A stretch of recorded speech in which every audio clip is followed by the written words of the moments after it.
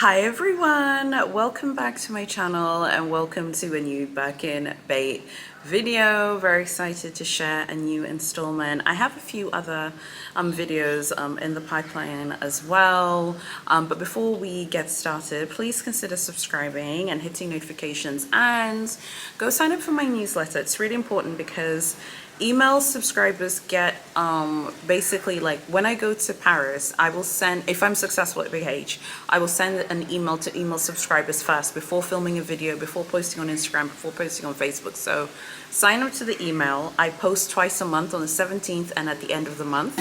And I don't know why I hit the table there like that, but okay.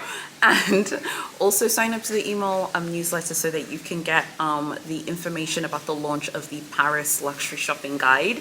It's going to be free, and of course email subscribers will get the first look at it. So basically, if you're in the email, you're in the know. So sort it out, sign up below. But in the meantime, also sign up to my Facebook group below. Follow me on TikTok. I'm posting on TikTok more. I posted a TikTok story yesterday and I was like, okay, fine, I think I can get the hang of this. So go find me on all of the socials.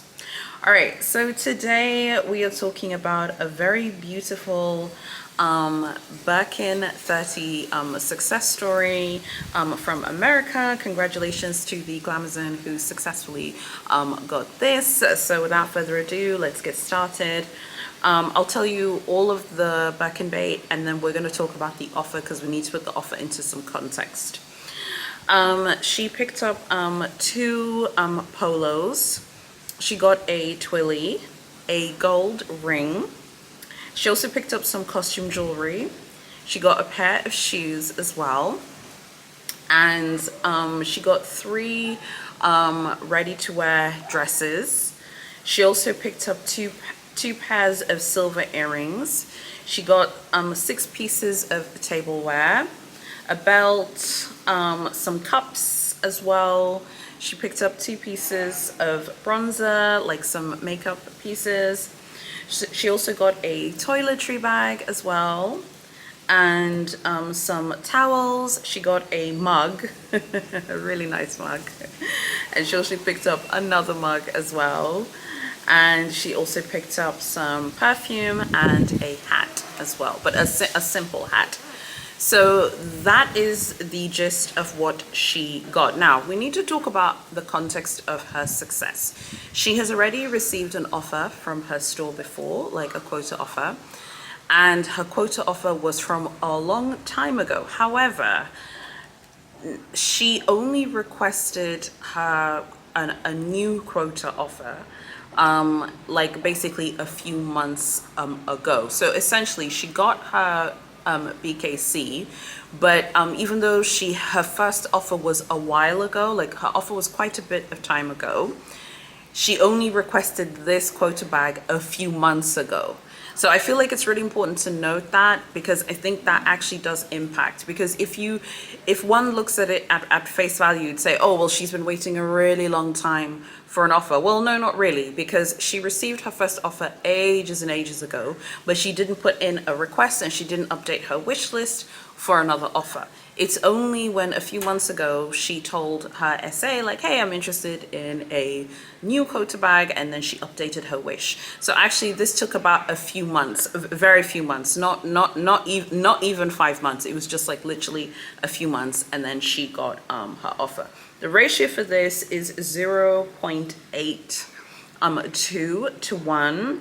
And she has received a Constance as well. The Constance at her boutique is not a quota bag in her store. You know, in America, it depends like where you are. In some places it is, in other places it isn't. At her store it's not. So we're not going to count that because at her store it's not a quota bag. So the ratio was 0.82 to 1.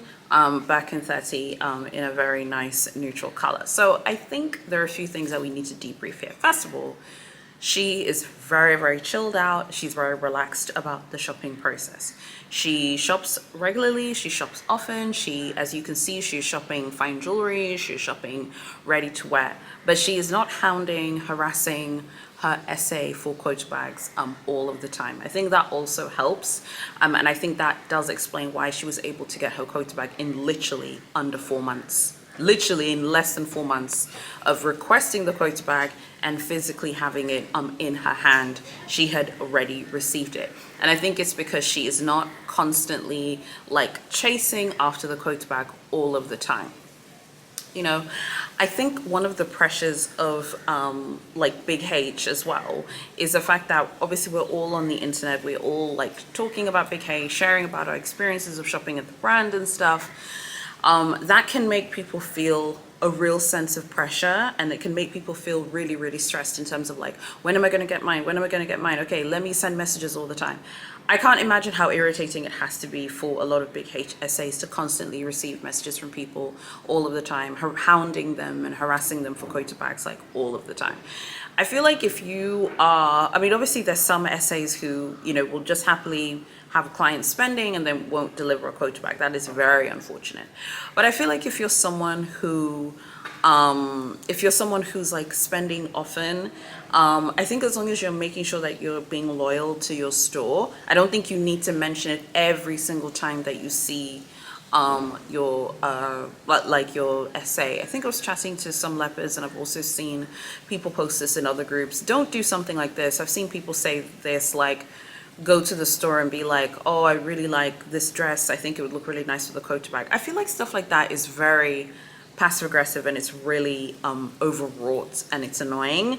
I understand, trust me, I understand, because I'm going to Paris soon, so I understand the need to like want to close the deal and stuff, but I just kind of feel like doing it like that is a bit overwrought and very heavy. Like, she was really good about it, because when she wanted the quota bag, she requested it, and then literally in less than 4 months she received it. She wasn't asking for a Birkin Kelly every single month. She wasn't asking for it every time she went to the store. She just brought it up once, like, hey, by the way, I'm ready for my next quota bag, like, let's rock and roll, let's do this. And then in literally under 120 days, in less than 120 days, she gets her quota bag. And it's because she was cool, and she's not like hounding and harassing the SA for quota bags. I think that is something we can all learn from this success story, is to sometimes like take it easy and play it cool. Obviously you have to continue being loyal, but don't bring it up all of the time, because they know why you're there. And also, just to that previous point I made about the people who like bring it up all the time, like at the store, like take it easy with that. Like, the SE knows why you're there. You know, I've heard people say this all the time, like, oh, I would love to have a bag that would go with these shoes, or I'd love to have a bag that would go with this jewelry, or I'd love to have a bag that would go with this top and stuff. Like, again, I think that's a little bit overwrought, and it's a bit over the top, particularly if you're being loyal. I don't think you need to be like passive aggressively hounding the person like that. Something else that I really like about her bait list is the fact that she picks up ready to wear. So she gets those like 3 ready to wear dresses. They're essentially like, they're quite like classic ready to wear dresses, and they have very good price points, the ones that she picks up, and she gets 3 of them.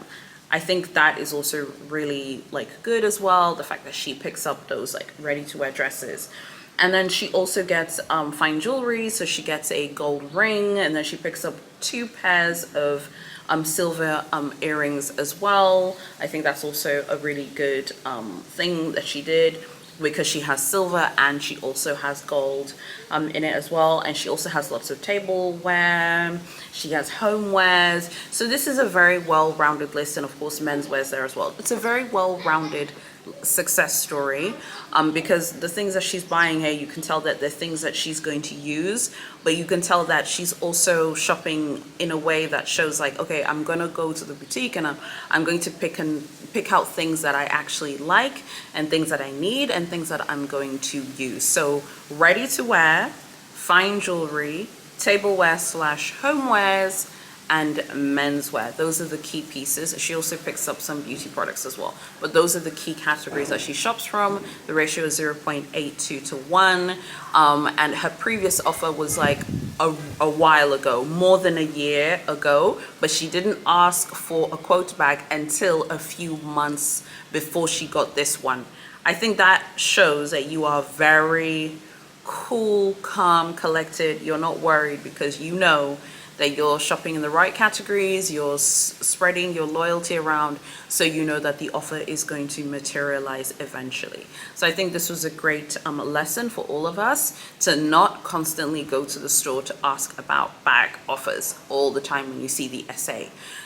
If you're shopping, I think particularly for those of you with a home store, if you're shopping like at your home store often, like eventually the offer is going to materialize. I like that she only brought it up when she wanted to. Everyone is different, but I love this approach because I think it shows that she was very confident, also because the fact that she'd already gotten an offer. So congratulations to her. It's very exciting to get these lists, and it's always exciting to hear of the context of all of these offers. Every offer has its own kind of origin story and its own context, and that is something which I really enjoy whenever I'm filming these videos. I love hearing it. I know I'm going to get comments about her ratio, like, oh, her ratio is not super high. It's not super high, but look at the categories that she is shopping in. It's a great ratio, but she's shopping across ready to wear, fine jewelry, homewares, and tableware as well, and men's. It's a beautifully diverse shopping list. So I'm not really surprised that the ratio was so was so like well done. The fact that it was 0.82, and she's already received an offer from her SA, and she isn't constantly asking for quota bags like every single month or week when she goes to the boutique. She goes to the boutique very often as well. So she's regularly going to the store, and she was seen at the boutique often as well, which is something else which is very important. I'd love to know what you guys think about this success story. What are your thoughts on it, and what are your thoughts on the the current situation shopping at Big H, and what do you think is going on at Big H right now in your country? I would love to hear from people from all over the world. Everyone is welcome. I think like I hear from all kinds of people, so I'd love to hear from you guys. So yeah, very, very happy for her. I just wanted to mention this Birkin Bait success story. Let's talk about where you guys are right now in your journey and stuff. Something which I wanted to mention, which we will talk about in another video, is I think with Big H, we're going to be seeing this trend, which I have been noticing is happening a lot lately. And it didn't happen in this success story, but it's happening a lot in other success stories. So something which I've been noticing recently, so now we finished talking about this Birkin Bait. Now we're just going to talk about a general thing that I've been noticing.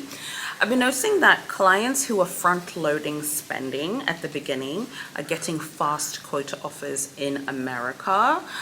So I'm wondering if those of you who are in the US, this might be a strategy to get a very fast offer. I've seen this on social media. What is front-loading? Front-loading is a marketing term in the marketing industry. It means when you take a budget, you spend the majority of the budget at the beginning, and then you slowly draw down that budget over time, and you decrease it over time. So the whole point of that is in marketing. You spend a ton at the beginning to reach as many people as possible, then you decrease it over time because you'll be generating profits from the initial group of people who you've been targeting, right? Now, I do think that front-loading spending in Big H is a thing, and I've been noticing more and more people are talking about how they have been shopping at the brand maybe in 2-3 months. They front-load spending, and then they get an offer, and then they decrease spending afterwards. Now, that doesn't mean that they stop spending and run away from the store. No. What I mean is maybe someone will go in, they'll buy like some really, really pricey Birkin Bait or whatever to get the SA's attention for whatever reason. Please, no judgmental, nasty comments about this. These videos are about Birkin Bait and shopping at the brand and sharing strategies. So I don't want anyone to say anything mean and nasty. That everyone has the right to shop at the brand the way that they want to shop at the brand. We're just here to talk and discuss and share ideas. But front loading is basically spending a lot at the beginning, and then over time you spend at a more moderate clip. I've been noticing a lot of success stories using this strategy. Now, obviously, you should be spending the way that you want to spend, and everyone should do whatever they want to do. But I have noticed that there are a lot of people who are successfully like shopping like this, and it is succeeding for them. I remember seeing in a Facebook group someone said that they got a Kelly using this method. Like they got a Kelly literally in like 2 months, and they front loaded spending. They bought like some top tier like fine jewelry pieces and stuff, and then over time they was shopping more moderately, and then they got an offer. I've seen all kinds of success stories using this method, so I'm super curious, like, what do you guys think about this, and is this something that you guys would be interested in? I've been reading a lot of business and economics news from the States. A lot of comments are saying that luxury spending is down in America. I don't know if Big H is affected as much as other brands. There are other brands who would be much more vulnerable to luxury spending going down. I feel like Big H might be, maybe will lose casual shoppers, like people who shop casually at the brand. But if someone has the ability to front load spending at Big H, like they're probably not someone who's worried about like not spending at the brand because maybe there's a change in the economy, maybe they're going to continue spending there. So while the best like strategy would always be to spend at the clip that suits you, I have been hearing of many people using this method of front loading the budget at the beginning and then drawing it down and spending moderately over time. And I have noticed like there are a lot of people right now who are getting fast offers. There are a lot of people who are getting fast offers, and by fast offers I mean in like under 3 months, or offers coming in like a month, 2 months, 3 months, or a week, or a day. So anything that's like 90 days or less to me is like a very fast offer.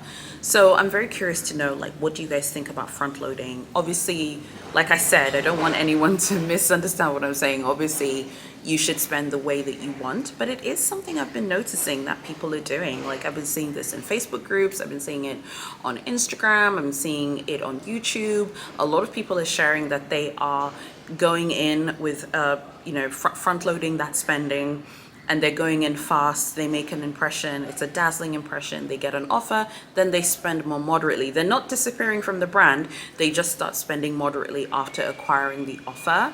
And I've noticed that a lot of people who are using this strategy live in the US. So I'm super curious to know, like, what do you guys think about this? I think front loading spending works in Paris as well, particularly if you don't get the lottery and if you don't have an essay there, and if you're new to the Paris scene. Like front loading is, like, I think a good strategy for Paris as well, and there are a lot of people who use that strategy. I'm definitely going to front load spending this time round. I had never done it before, but I am going to do it this time round. So I'll report back as well, and you can see like how I do and whether it works for me. So yeah, I would look forward to hearing what you guys have to say about everything. And remember, be kind in the comments. There's no right or wrong way. If you are a Pegasus unicorn, you turn up in your knickers, in your pants, and you only buy one lipstick a year and you get a Himalaya, that's great. But obviously we're here to share strategies and share ideas on how to be successful shopping at this brand. So I would like to be able to talk about shopping strategies without the Pegasus unicorn saying, guys, I walked in my knickers, in my pants, and I only have bought a lipstick this year at Big H. Okay, so let's cool it with that, because I know they're gonna be Pegasus unicorn saying I turned up in my knickers. I'm literally waiting for that at this point, because I know that they will be saying that. So I would love to know what you guys think about this strategy of front loading spending. Another trend that I think we're seeing, I'm seeing this at Louis Vuitton. I think this is also something at Chanel, and I also think it's something from Big H as well, is like the importance of spending a lot per transaction. I definitely think that this is a thing. I think like before the panoramic, if you were someone who was a slow and steady spender, you were someone who they cared about, you were a steady spender, they definitely wanted to see a lot of people like that. But I feel like all of these brands have done a 180 like after the panoramic. I feel like now they just want to see big transactions on the receipt, that like they're looking at that receipt, honey, and they're like, how much are you spending per transaction?